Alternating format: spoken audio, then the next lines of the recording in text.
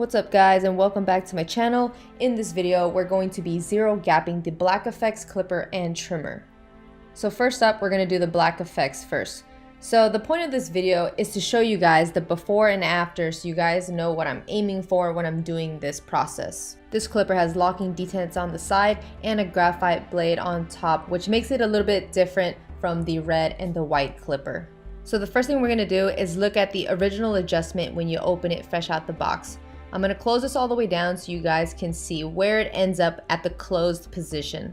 Now zoomed up, you can see that little space in between the moving blade and the still blade. I zero gap all my tools so that they run tighter to the scalp when I'm doing skin fades. So you're going to grab a screwdriver and you're going to loosen the 2 screws on the back while holding the lever all the way to the closed position once you get to the adjustment part.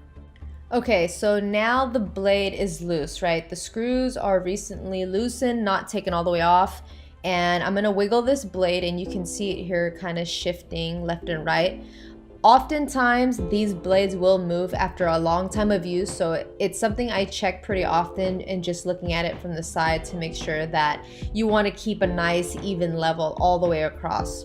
So what I'm doing now, my fingers on the lever, hold to the closed position. I'm going to pull the blade exactly to where I want it. And after I do that, I want to be able to check both sides and see a straight line all the way across to make sure that my adjustment is consistent all the way.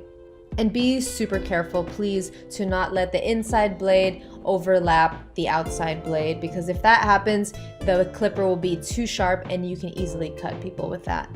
So once you finish that step, run your fingers across to make sure nothing overlapped. Check it from both ends to see that straight line all the way across before you retighten the screws back up.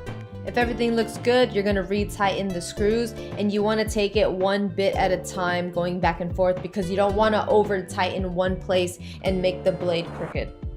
One last final check, I'm going to look at it from both ends again and look for that straight line all the way across. Check both sides from each corner.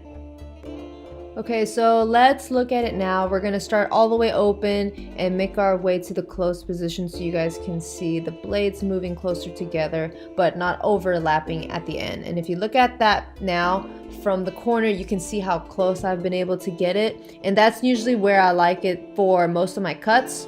Here's a side-by-side comparison of when I first opened the clipper box to where it is now.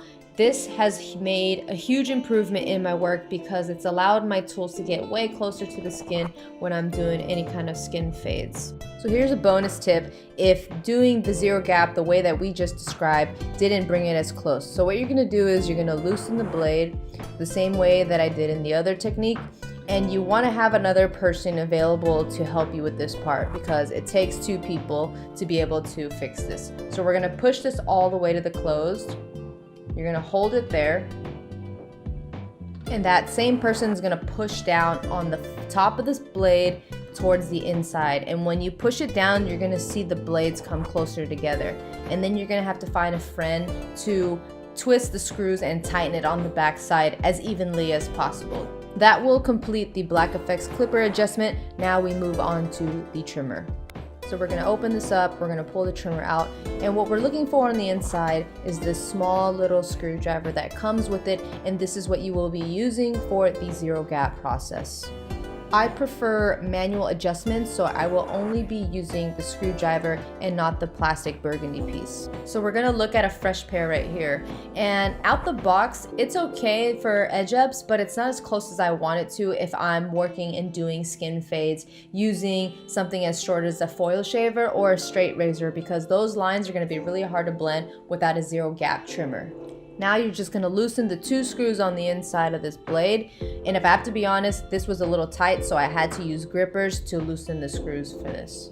Now that everything is loose, I can move this around a little bit, as you can see here, but the main thing that I want to focus on is pushing the inside blade towards the still blade and setting it exactly where I want it. And again, you're doing it just like the clipper when you're looking at it from both sides and trying to find that straight line all the way across.